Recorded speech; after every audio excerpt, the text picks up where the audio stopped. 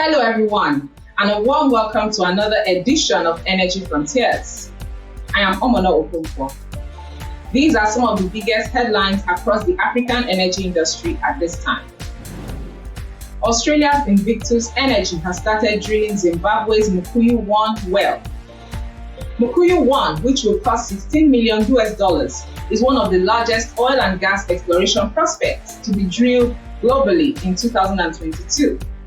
Estimated at 20 trillion cubic feet and 845 million barrels of conventional gas condensate, or about 4.3 billion barrels of oil equivalent. During the Africa Renewables Investment Summit in Cape Town, South Africa, the Norwegian solar development and investment company, Empower New Energy, signed a landmark agreement to raise $74 million from a consortium led by climate fund managers and Norfund to finance solar energy for commercial and industrial off-takers in Africa. The United States International Development Corporation is providing a $25 million loan for the Golomoti solar project in Malawi. French-owned EDF Renewables has signed power purchase agreements for 3 wind farms in South Africa. These installations will inject 420 megawatts into the grid of the state-owned Eskom company. In a move to establish a presence in emerging power markets, British oil and gas major Shell has acquired Nigerian renewable energy provider Daystar Power Group. Rural energy services company Husk Power has doubled the number of communities in Nigeria that it has electrified with solar microgrids from 6 to 12. The 12 microgrids will benefit 50,000 people and take hundreds of diesel generators offline. The funding partners of the COVID-19 off-grid recovery platform, the African Development Bank Group, Global Environment Facility, and Sustainable Energy Fund for Africa, have announced an additional $20 million in funding to support the recovery of the off-grid solar power sector, which was heavily impacted by the COVID-19 pandemic in Africa. Capricorn Energy plans to merge with Israel's NewMed Energy in an all-share deal after paying a $620 million special dividend to its shareholders, ditching a previous scheme to merge with Tullow Oil. Capricorn Energy has business interests in Egypt and Mauritania. Energy stakeholders in Africa are reviewing the journey of the continent as far as the Paris Agreement is concerned. Can Africa meet its nationally determined contributions? Should Africa pull out of the accord? That's your quick chat for the week. This is Energy Frontiers.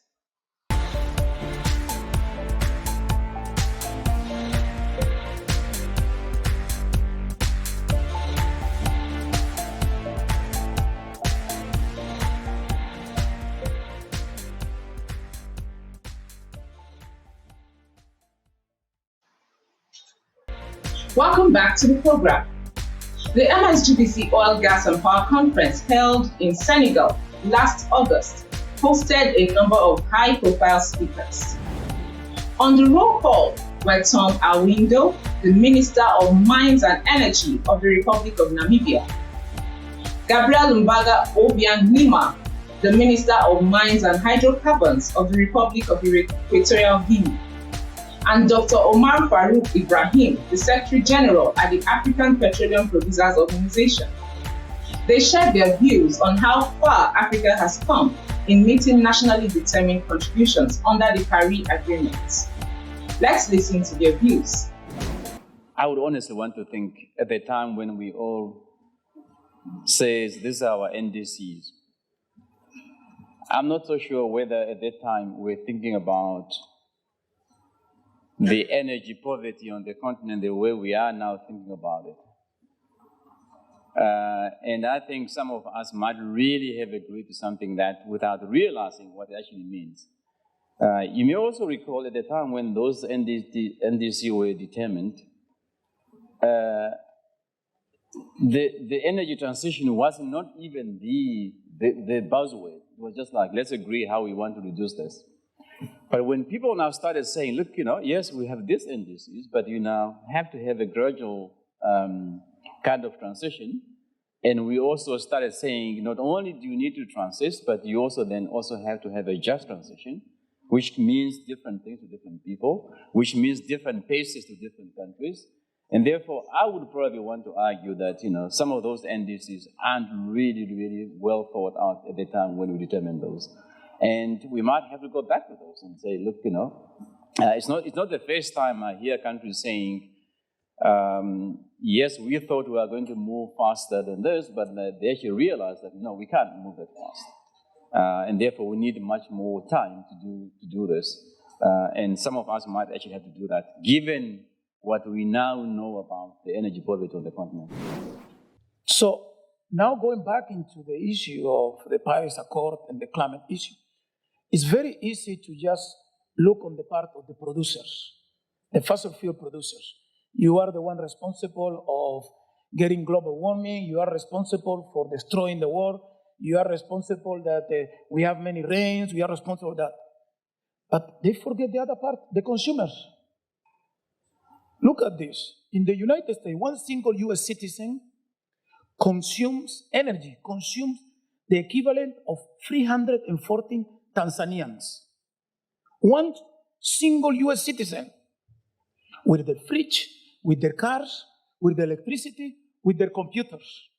There was a statistics last year that they say in the United States, just for the energy used for PlayStations, is the equivalent of the entire power that Nigeria produces. So who is the one who has to change, the producer or the consumers? Now, there used to be the lifestyle in the United States, and they still have it.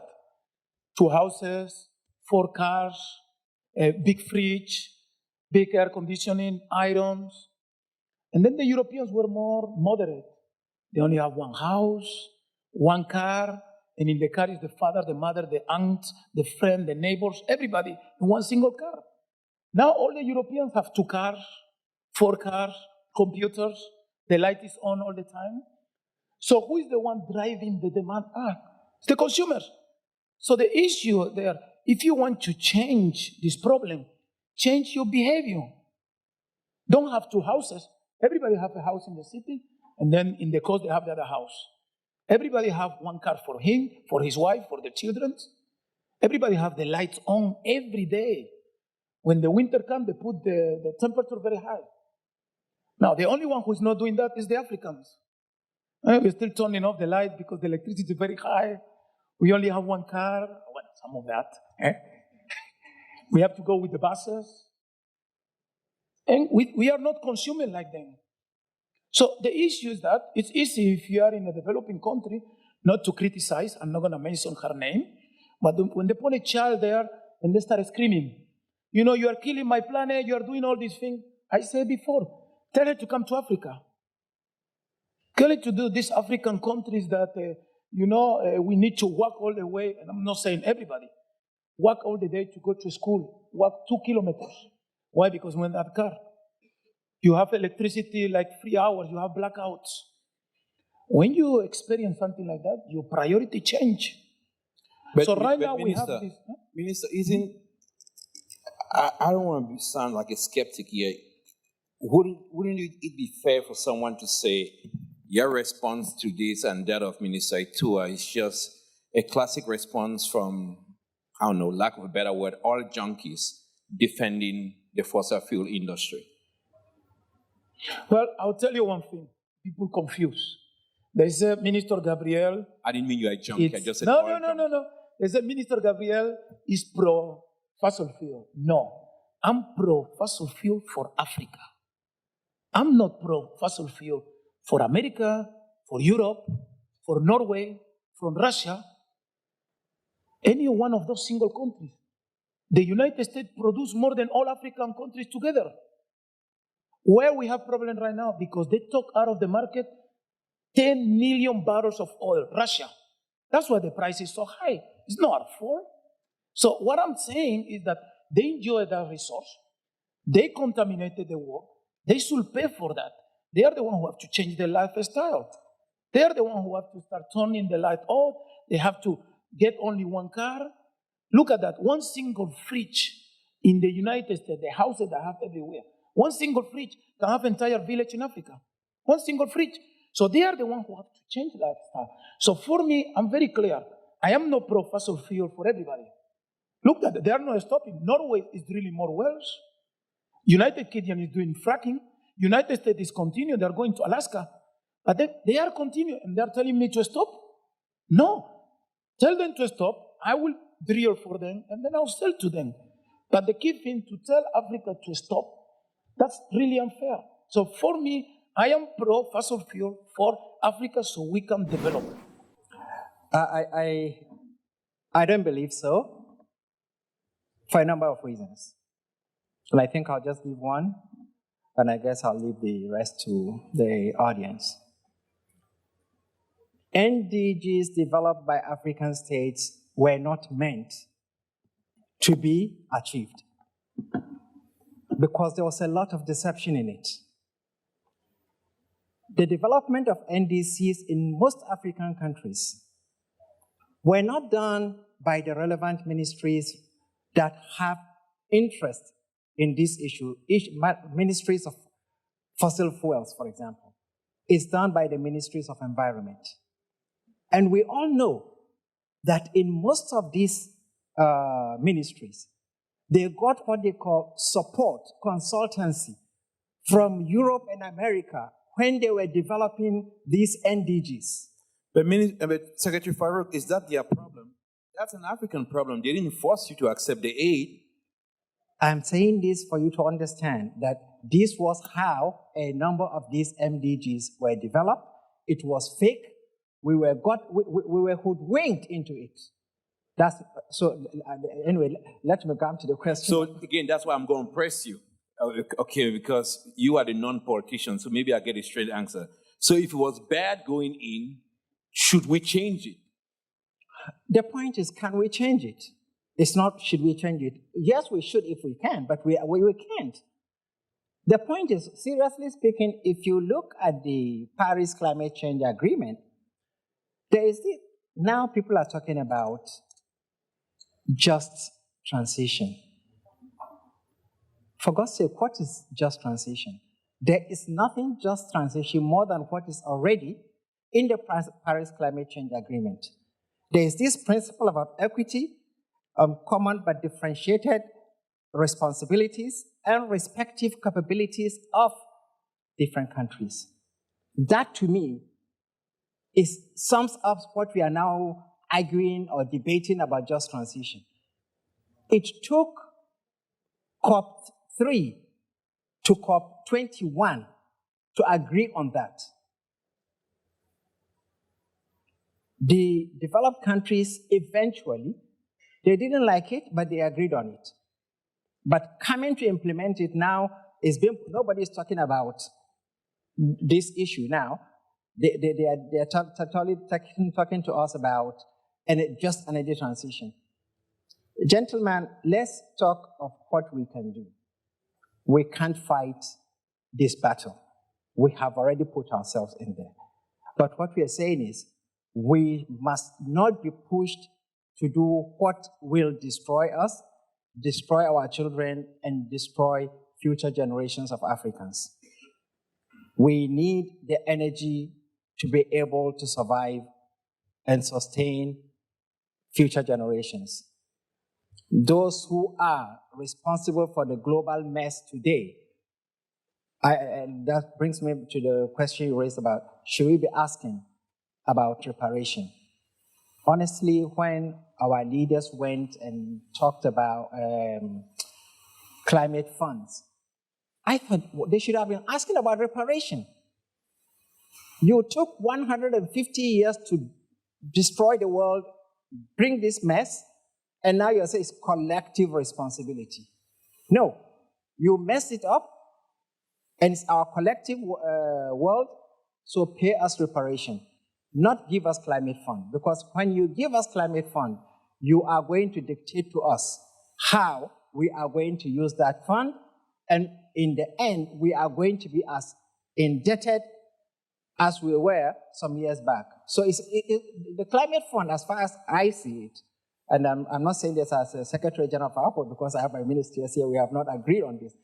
I don't believe that the climate fund is going to help Africa. It's going to be a debt trap for African countries that take it.